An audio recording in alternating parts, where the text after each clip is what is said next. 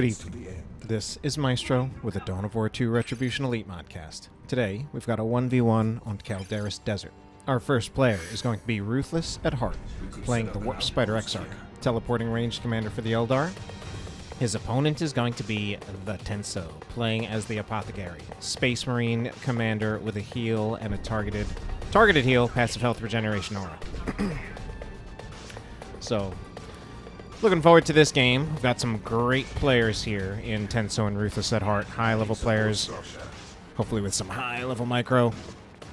Apothecary moving forward rather aggressively to secure the contested victory point this early on in the game. It almost, to me, it more feels like the Warp Spider Exarch would be more suited to doing something like that, but the Warp Spider Exarch instead choosing to be quite a bit more conservative. No aggressive capping here.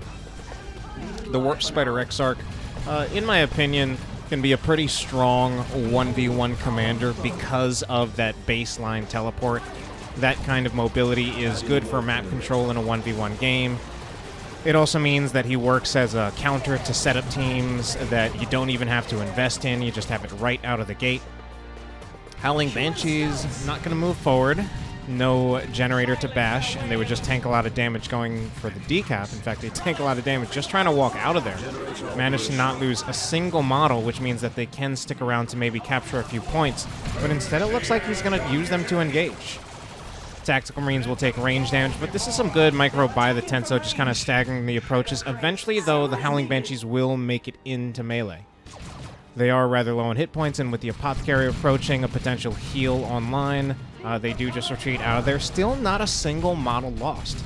So I like the nice little micro that we kind of saw out of both players in that early engagement, where both of them really did a good job of not, like, panic retreating. Ruthless at heart really waited until like the last possible moment that he could have to retreat those Howling Banshees without losing any models. Warp Spider Exarch, of course, going to teleport into cover. Unfortunately for him, that does mean that the Tactical Marines know that his teleport's on cooldown for a little while. I forget the exact cooldown of the teleport, but teleports in general for commanders are 10 to 12 seconds. I don't remember exactly what the number is for the Warp Spider Exarch, so he's going to have to retreat there. Ideally, you do want the Warp Spider Exarch in green cover, because theoretically he should pretty much always be in cover, because he has that teleport that allows that instant replacement. I was trying to think of a better word there. I'm falling short on some of the words. Unfortunately, they're burning the teleport in range of the Tactical Marines meant that the Tactical Marines could actually just move forward and force melee. Okay. Double snipers. Not actually that uncommon for Eldar and can be particularly oppressive against Space Marines. Very powerful at targeting the scouts, so the scouts need to be very, very careful. Now Tenso knows that the Rangers are here. So he needs to be very careful about not letting his scouts get in range of the Rangers.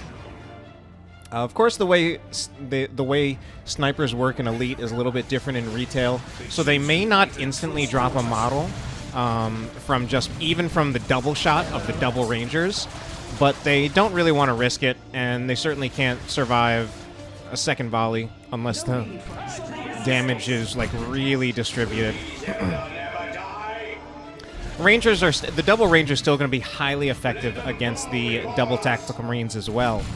Double Tactical Marines can just survive a little bit longer, can wait for the Apothecary heal, but no real counter to the Howling Banshees, and even the 60% health Howling Banshees forcing this retreat on the Tactical Marines. And although the rest of the squads are not retreating, they're just moving so far back into Tenso's base that Tenso is really forced off the map here. It's almost a triple cap against him, and now, in fact, it is. Assault Marines are finally here to counter the Rangers. Yeah, at this point, he really needed the Assault Marines. I think those were a very much unnecessary purchase. This does mean he has a very expensive build in getting double Tactical Marines as well as Assault Marines. We see that he doesn't even have a full farm as of yet, which is to be expected when you have a build like this. Ruthless at heart, meanwhile, a rather large build himself. going for... Oh, was I zoomed in a little bit that whole time? Going for the Guardian Weapon Team on top of the Double Rangers. So the triple Tier 1.5 squads. But the reasoning for this Guardian Weapon Team is... It's fairly obvious, in my opinion. Which is that the Rangers are going to get... Oh, I was going to say the Rangers are going to get jumped, but in this case it is... Yeah, I think the positioning there was a little backwards. So I'm pretty sure the idea there is the Rangers are forward. That way, when they get jumped on by the Assault Marines, you position the Guardian Weapon Team behind them, and they will suppress the Assault Marines. And Assault Marines, since they are level 1, they won't have access to the double jump, because they won't have enough energy for a second jump after using the first. So Tenso managing to push back out here on the strength of his Assault Marines, as well as what I feel is a positioning error from Ruthless at heart. Heal comes out for the Assault Marines.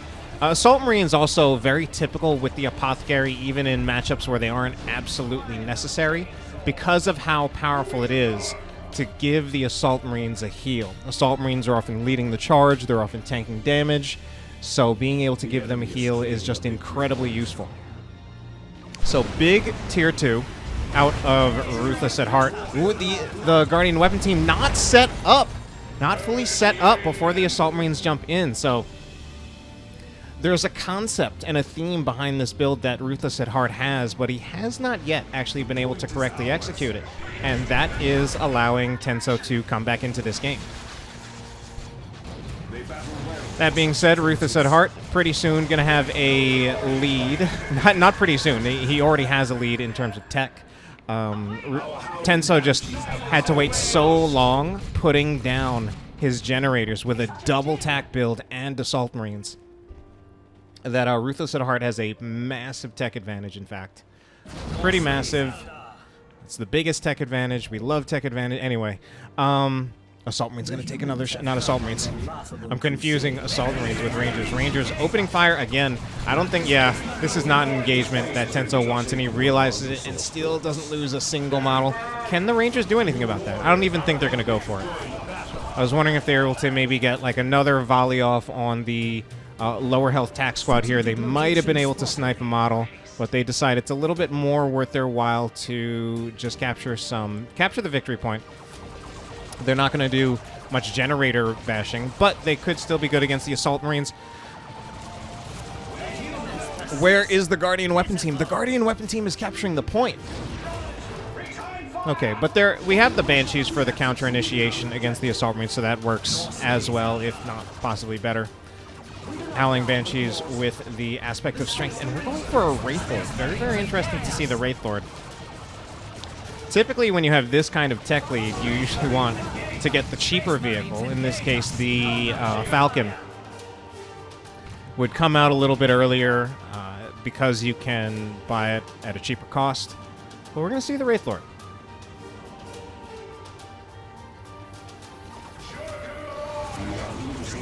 Falcon also good for the the on-the-field sustain that you get of being able to reinforce units. But yeah, the Wraith Lord is interesting in itself. The Wraith Lord is better at dealing with the Assault Marines, which right now are very, very important to Tenso's army. In fact, it really has been the Assault Marines that have allowed Tenso to come back into this game. That has been the key unit for him. And if he positions the Wraith Lord, say, like right here, right by the Rangers, this is now a very unattractive jump target for the Assault Marines, because the Assault Marines will get shredded by the Wraith Lord's attacks. Assault Marines in a completely different place, though. We are going to have the Warp Spider Exarch with the Power Blades. Very, very interesting choice here. Power Blades gives you 53.57 heavy melee DPS. Actually means he's doing quite well against the Assault Marines right here. Feels like this is a bulletproof strat against Space Marines. Yeah, I'm always cautious to comment on matchups these days because I am honestly years out of the game and there are so many different balance changes that happen over time. But I personally do feel that this matchup usually is a bit Eldar favored. Certain attributes just tend to be strong in this matchup. And Tenso himself feeling like at least this strategy against Space Marines is, as long as I understand him correctly, is very difficult for him to deal with. And he's still losing this game, even in spite of what I feel are some micro and positioning errors on the side of Ruthless at heart that allowed Tenso to come back into this game to some degree. So, we're seeing a round of upgrades here. Finally, the shotguns out of the scouts. Shotguns extremely helpful against the Banshees. I'm actually kind of surprised that he waited as long as he did to get the shotguns. I think there are also some reasonable explanations. He obviously really wanted the Assault Marines. He might have had some idea that the double sniper was coming, so he might have been cautious about going double scout, and that might have been why he went double tactical marine. And he knew that if he was going to go double tack into Assault Marines, he had to put down a lot of power, or put down his power late rather, spend a lot of requisition, and he might have felt that he couldn't spare that power for the shotguns early on in the game. Still, there are times when I feel like it arguably cost him, because we definitely saw times when he was forced back by the approach of the Howling Banshees because he didn't really have a real counter to them. And he was just relying exclusively on kiting. Anyway, Tactical Marines managed to get a missile launcher shot off despite the Warp Spider Exarch tying them up. Guardian and Weapon Team actually sets up, and it's just going to be a retreat from the Tenso. This is low-key looking like a rough game, but a nice foot grenade there. Some Adilita grenades. Unfortunately, using the grenade, I don't think he had the shotgun blast ready, looking at his energy. So I guess that's why he didn't use the shotgun blast. Aside from also, you have more potential high risk or potential high reward play if you go for grenades as a melee counter. The foot grenades that everyone loves so much and are not controversial at all. Assault Marines will jump, leading the charge. Do manage to get the knockback, but so now finally Ruthless at heart is actually executing his combination correctly. The Assault Marines jump on the double ranger, and they're just right into the firing arc of the Guardian Weapon Team. And it's just so rough for them. They retreat off the field. I guess heal was either not enough, if it was even used on them. We've got 2 ranged counters against the Wraithlord. It's at half health, but man, this is just more and more looking like a rough game for the Tenso. He's got a ranged Apothecary here, customized Stormbolter. I approve of this choice, and I think it's the right choice in this matchup. Unfortunately, it's not proving to be quite enough in this engagement, but reason being, the Apothecary, I feel, is not really a strong enough melee combatant to deal with something like the Banshees. Can get kited a little bit by Eldar squads like the Guardians with Fleet of Foot.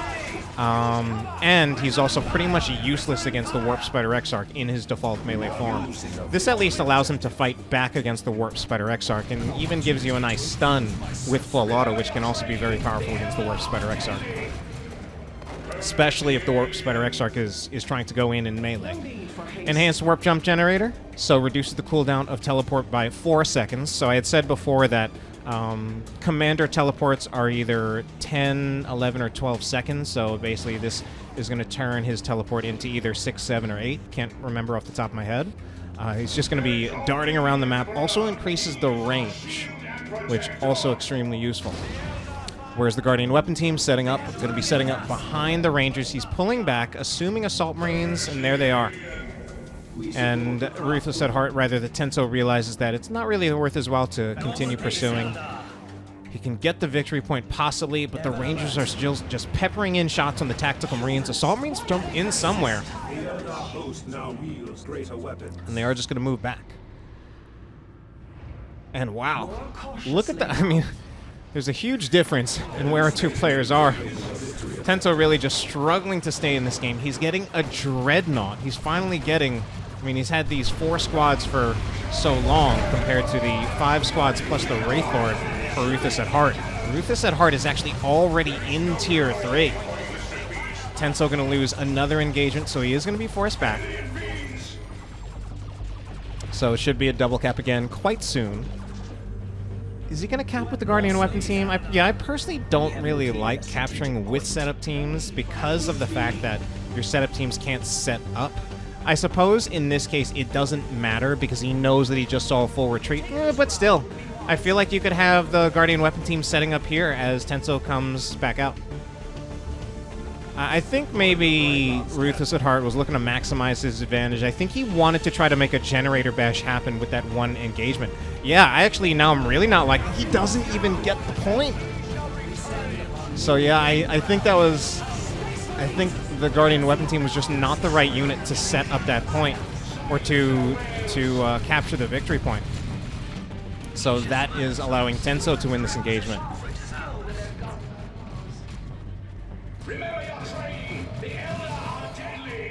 And Tenso is now going to make a generator bash happen, and he's got the.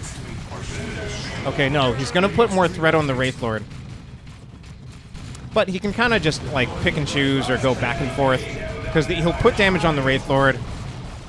He can't push in too far, otherwise he's going to be looking into the base turrets. Ooh, Assault Marines are actually suppressed, but they get out of the firing arc of the Guardian weapon team. Doesn't look like he's going to get that much of a generator bash. Oh, but he's going to get the Banshees! Not the Banshees! Oh my god, can't speak! Can he get the other? Oh my god, that is huge, and I missed it. You know, just watching all the positioning thing here, but I guess in this case, Tenso maybe kind of taxing Ruthless at Heart's micro. He got a grenade that took both of the Rangers down to one model apiece and then managed to finish them off. That is a huge play. It reminds me of a game that I recently cast with some guy named More Grenades to Go, who said that SM only wins on nades, and apparently that's true. It really felt like the Tenso was just going to slowly lose this game unless he found a big play like that, and it came on the strength of the scout grenades. Anyway, at this point, though, Tenso's going to get caught. I'm actually surprised the retreat from the Assault Marines. I'm pretty sure they had the jump on cooldown, and they could have just jumped away. Oh, I don't agree with this. Like, I'm pretty sure it could have just jumped the Assault Marines away. The energy that was missing from the Assault Marines had just been used on the Melt-A-Bomb against the Wraith Lord. Oh. But now we have a Falcon. A Falcon, purchasing a Falcon in Tier 3, but of course that means it instantly has, well, not instantly, you still need to upgrade it, but the energy shield is available to be upgraded pretty much immediately. So this also does give away that Ruthless at Heart is in Tier 3, but you know what? Tenso, he knew. That's going to be a kill on the Warp Spider Exarch. Oh, no. That's also, all right. In truth, that doesn't hurt that much, but it's still surprising to see that the Warp Spider Exarch did not have a teleport. He allowed himself to get stunned by the Dreadnought. And with the stun, then he definitely couldn't teleport. I'm just surprised he would stick around that long where he could be stunned by the Dreadnought. But, Ruthless at Heart just buys the Warp Spider Exarch back, which, again, not surprising. He had plenty of requisition. He's getting Dark Reapers. Go Tier 3, get Tier 2 units. I don't hate it. The Dark Reaper is going to be... Like, he's... I guess in a way you could say the Dark Reapers kind of replaced the function of the Double Rangers as being his primary source of damage against the Tactical Marines. They're going to work very well against the Assault Marines, too. In fact, they might arguably be better because they're not such an immobile squad. And they actually do much higher DPS than the Ranger squad. In fact, they do higher DPS than 2 Ranger squads combined. It shall be done. All right, Tenso has stayed in this game admirably, but it is on him to make another play. Right now, he's just slowly losing the game yet again. And he's waiting for the Apothecary to get this requisition point, pretty much. Because I think ideally, he wants to just go for a big fight in the middle using his entire army. He's moving in a little bit. Okay, actually, he might be looking to see what can he find with the scouts. He's looking for some kind of play with them, or he might just be scouting things out. There is no detection against the scouts right now, so that's also a big... why it was such a big play to kill not just one, but both of the Ranger squads. What can he do? He's going to just go for a back cap, I think. So this allows him a relatively low-risk way of at least slowing the victory point timer down. We must arm for even crueler warfare. Doesn't look like Ruthless at heart is onto him yet. Don't see him moving anything over there. He'll know now, of course, because the victory point has been decapped. But there's no movement. Okay, now we see the Dark Reapers. Are they moving? Nope, they're not moving over there. The humans have come on their laughable crusade. Okay, now finally the Banshees are here to respond. No, not enough energy for a shotgun blast. This might just have to be a retreat. They're going to try to move back. They're going to just infiltrate. Right, that's of course. They're still partially revealed, and now they're no longer revealed. Tenso, rather Ruthless at heart, is trying to bump into them. Doesn't quite have it yet. Moving to cover. Trying to body reveal, I think, but doesn't get it. And now this would be the time for him to attack, especially now that he's got a Predator. Yes, he wants to go in, and he wants to go in hard, while the Warp Spider Exarch and the Banshees are not there. This is great play by Tenso, actually. Good assault jump. This is a one engagement for the Tenso, and he might even be able to get Melt-A-Bomb. That's going to probably be the death of the Wraithlord. Wraithlord has Wraithbone. It's going to stall things out a little bit, but not very long at all. If the Predator would just target, the Predator, I think, is still going for other things. Banshees are not going to help, and we get the sync kill. Oh, boy.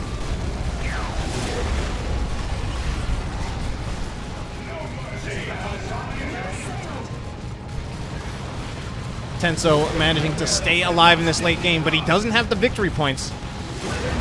Ooh, now the... Oh, he might be sacrificing the Dreadnought, or is he? Dreadnought is all the way in here. He's going to try to...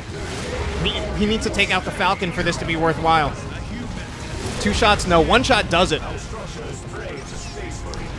The Bright Lance is trying to set up. I think it gets in 1 more shot on the Dreadnought in time. No, it doesn't target the Dreadnought. Maybe it didn't have sight. Full auto on the Banshees, slowing them down. What a play. Oh my god, if he gets the Predator out there alive, that's crazy. Huge plays by the Tenso. He's got the double cap. Only problem now is he's going to have trouble defending. And Tenso is actually just about ready to come out here. We're seeing a late scout, because otherwise he's not going to be able to do much with this build for very long. Yeah, he needs the second scout so badly. He needs the Assault Marines to buy time. Merciless Strike committed, knocking over the huge infantry blob. Do we have a heal ready soon? Armor of Purity to get the cooldown reduction on the heals, but not going to be in time. Going to be a retreat instead, in the Autarch call down as well. We even wonder if this Autarch might be going the fusion gun to try to chase down these vehicles. Oh my god, where is the scout squad? There are no repairs on these vehicles. Tenso can't hold this. He canceled the scouts and now he's starting it over. And the other scout squad was actually up ahead trying to buy time. This is actually... It was very well played, but I'm worrying that it might have been too little too late. Because it's going to take time to... Oh no. It's going to take time to repair these vehicles. This is actually... It actually felt so good to me. That was like such a well-executed engagement, but maybe it wasn't well executed enough. Maybe he really needed to not lose that much health on his vehicles. He kept them alive, but they're just off the field for so long because they lost so much health. Yeah, this is a triple cap for Ruthless at heart. Orbital Bombardment is looking kind of funny. Oh no. Orbital Bombardment. Alright, it's going to catch the Banshees in retreat. I don't even know if this is enough to kill them. But, you know, more importantly, the victory points. Autarch here is just completely denying these Tactical Marines capturing the point. Banshees were actually taken out. Is that enough, though? The Tactical Marines managed to resume the capture, and we are going to see the fusion gun on the Autarch. That means she has no chance of a special attack that can actually disrupt this capture point. So Ruthless at heart, just too much damage. Late Ranger squad. Wait, no, not late Ranger squad. No, yeah, it is a late Ranger squad. A replacement on the Rangers. Tactical Marines just took so much damage, they were nearly wiped. Or rather, it was the Stern Guard veterans that were nearly wiped, and he doesn't want to lose those level 3 Stern Guard veterans. The Apothecary going to go for a back cap here. Ruthless at heart, just trying to pull out all the heroics to stay in this game.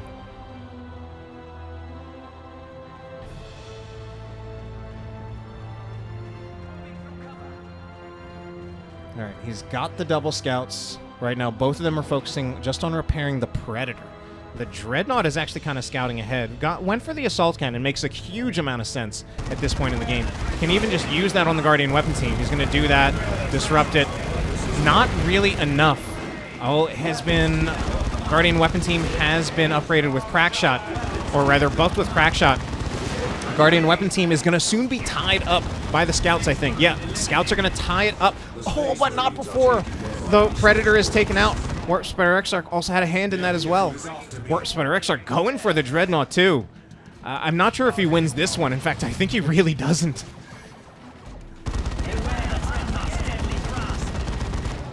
What a frantic late game it is here. Double cap for the Tenso. Unfortunately, I've been missing some key plays, too. Full auto. I don't think he's going to bother with full auto. Full auto stuns. It used to do like a chain knockback. If it actually did a knockback, well, I was going to say it could interrupt. Apparently, the Autarch still has a charge, even with the fusion gun, or a leap into combat.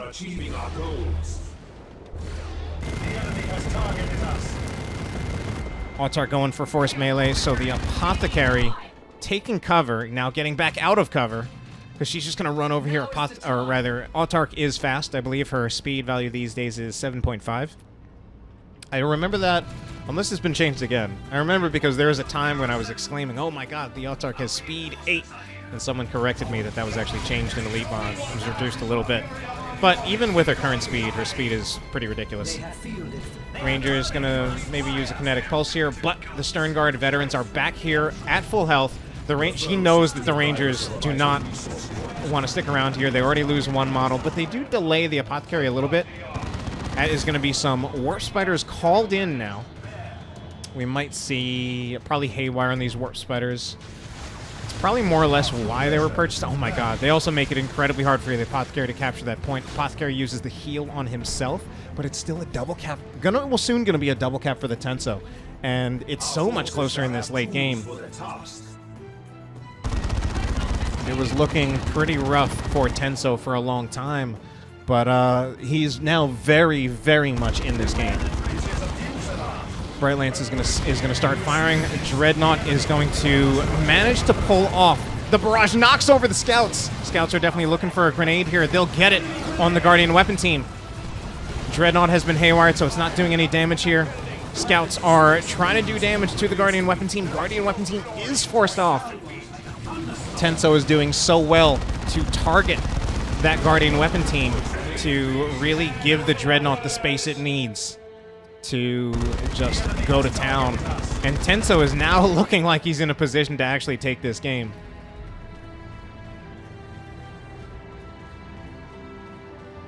Do not falter, for victory is within reach. Somewhere we went astray. Yeah, folks, not much to talk about right now. Oh, that was the concede. Damn, so Tenso does take it in the end. What a wonderful game we had here. Hope you enjoyed it, and have a good night.